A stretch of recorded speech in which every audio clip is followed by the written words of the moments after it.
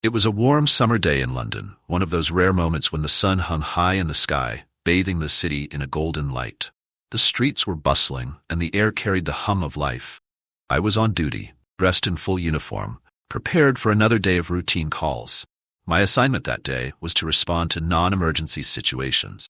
Nothing out of the ordinary, just the usual neighborhood disputes or minor complaints that didn't quite warrant an urgent response. Around midday, we received a call that seemed straightforward. A neighbor had reported a horrendous smell coming from the house next door. They described it as something foul, almost nauseating, that had been growing stronger over the past few days. It was no longer something they could tolerate. The stench was seeping through the walls, invading their home. The neighbor pleaded with us to investigate. My partner and I drove to the address, a modest two-story house in a quiet suburban neighborhood. It was an area where nothing much happened. Families lived there, people went about their lives, and the days passed in predictable rhythms. As we approached the house, I noticed how ordinary it looked, with well-kept gardens and a freshly painted fence. There was no hint of anything amiss, at least from the outside. We knocked on the door, and it wasn't long before it opened. A woman, probably in her early 40s, stood in the doorway. She had a certain fragility about her, with dark circles under her eyes and a pale complexion that suggested she hadn't slept well in days, maybe weeks. Despite this, she was polite, even warm, as she invited us in. In her arms, she held a newborn baby, wrapped in a blanket. The baby was quiet, too quiet, but I brushed off the unease that pricked at the back of my mind. We received a complaint about a strong smell coming from your property. I explained gently. Would it be all right if we had a look around?